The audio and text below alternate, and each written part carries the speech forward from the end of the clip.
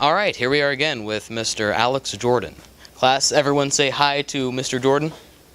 Hi, Mr. Geordan. Good afternoon. All right, now we will first start with the panel of Adam Weiss and James Malarkey, and then we will proceed to the class, asking questions regarding the levy.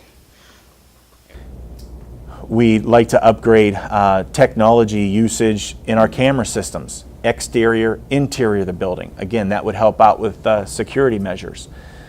We'd also like to remove a large burden that's on our families now with pay to participate. We have seen a decrease in the amount of students that participate in co-curricular activities, and we feel that pay to participate is a big problem for our families.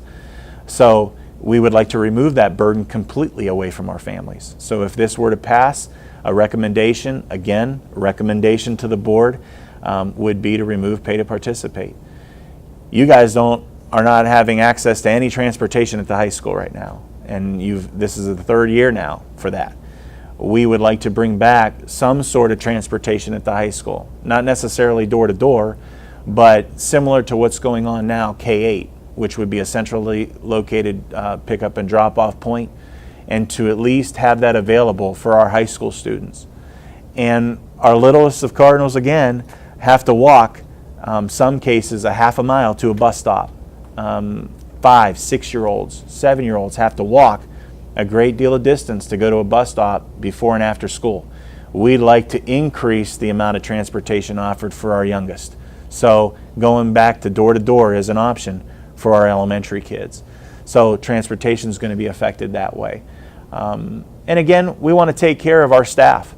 We want to make sure that they're paid appropriately, efficiently, effectively, and we're able to go out and recruit the best quality staff that we possibly can. And that comes with salary, and it doesn't come free of charge. So we're going to need operating money to do so. But those are just some examples at this point. One other item I'd like to bring up, we right now don't have all-day, everyday kindergarten, and we need that here. We want to make sure that our kindergartners come all day, every day, and that's about a $200,000 annual expense that levy would help out with. All right, thank you. Sure. Mr. Jordan, how will things like pay to play, busing, extracurriculars, and course offerings be affected should it passes and if it fails? Well, we're not going to talk about if it fails because we're confident this is going to go in November. We're going to talk about when it passes. I think we talked a little bit about the course offerings, additional AP work. If you look at where the jobs are at this point, we need additional coursework to address that for you guys when you walk across the stage. STEM curriculum, and you can even go STEAM that way with an additional M with medical. Science, technology, engineering, mathematics, and again medical as well. We'd like to create some internships with local community members and an outreach also. We have top-notch medical facilities right in our backyard. We should be able to have some camaraderie there and collegiality and working with those individuals to bring those internships into our buildings. Again, we're going to need some operating money so that we can pay for some of those course offerings. So those upgrades need to take place. We brought a robotics team together last year for the first time. We'd like to make some improvements there and then also drop that down into the middle school level. We have some top-notch programs that we'd like to really get behind. We have a speech and debate team that made it to nationals. Again, increase that, bring it down to additional students. So co-curricular activities will be addressed, academics will be addressed, and we're very confident that we can bring our school system up in ranking. Just touch on a little bit, we just received our reports from our district report card. We're ranked 35th in the state of Ohio out of over 880 districts.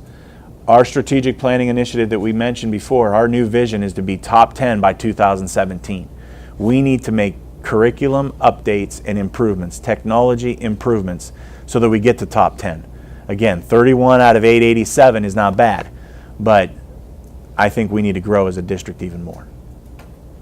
All right. So I I know we've talked about a lot of the rewards if it passes, but can we at least touch on a little bit what will happen? If it We does? can.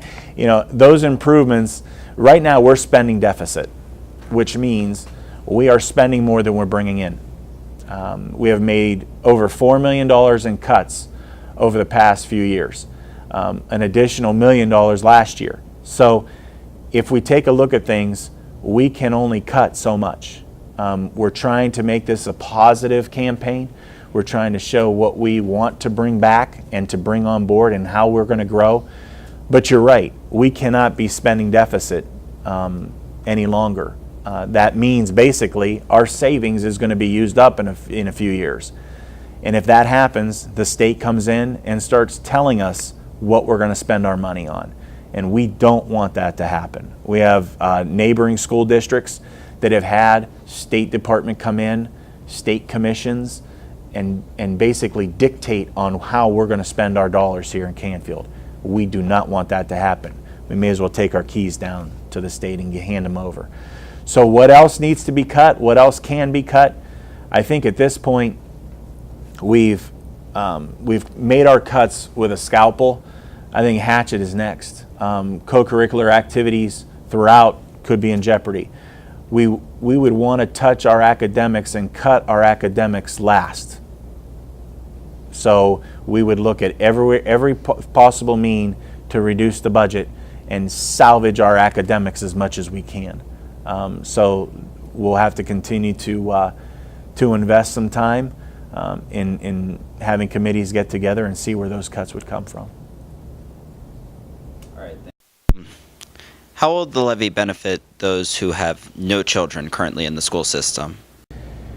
Property values is always an opportunity for us to explain to our Canfield community that either have graduates, they're now older population, or young families moving in.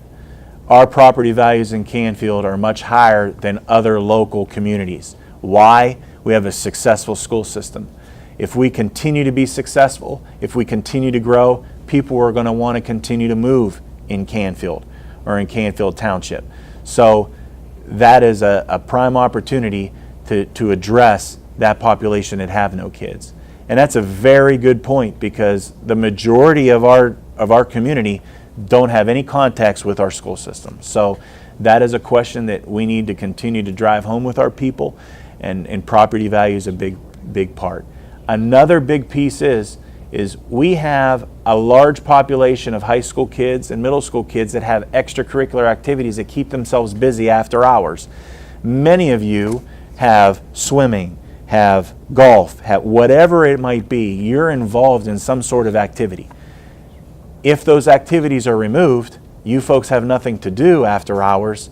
We're going to find something to keep ourselves busy, and it's probably not going to be a good thing. So the more we have to offer in-house, the more we have to offer our student body, only benefits our community as a whole. Mr. Jordan, you've spoken already about STEM and STEAM. Could you say what Canfield is doing to help close the national skills gap that this country has? Yeah. Again, like I said, our ranking is very high in the state of Ohio. And if you take a look at those districts that are above us, and I'm a big proponent of seeing what others are doing that are successful. And we have visited other districts that have basically STEM academies.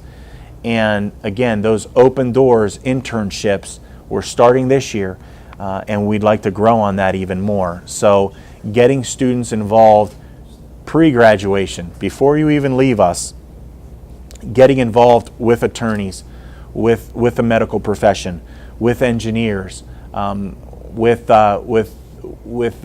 employees elsewhere, whether it be a business, restaurateur, whatever it might be, getting involved that way is necessary to improve on. That's fine. I will have to say this: we have over 90% of our student body going post-secondary education. After you graduate, you're going to go to college, the majority of you.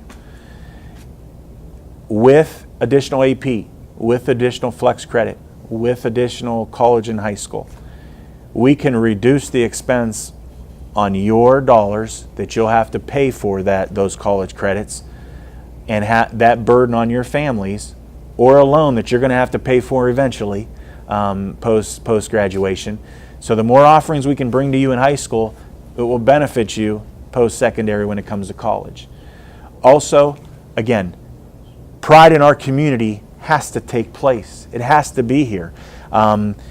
We feel that needs to improve, and we come throughout the school system, whether it be high school or middle school, your value of your school system needs to improve, and hopefully the more we have to offer you, the more pride is shown. I'll say this, when you folks go into college, like I said, over 90% of you, just above 30% need remediation courses in English or math. Again, about 32% of you will need, the way the statistics show, we need to drop that. So we need to increase the rigor that's offered in the curriculum here. But if you were to compare Canfield graduates to any other local school system around us, we're head and shoulders above everybody else. No one even comes close. No one's even in the 30s. They're 40 plus remediation. And if you, depending upon where you look, over half of the graduates in Mahoning and Trumbull County and Columbiana County have to take remedial coursework. So you, as a graduate of Canfield, are prepared for that next level. And it shows in the coursework that's going to be able to be offered to you.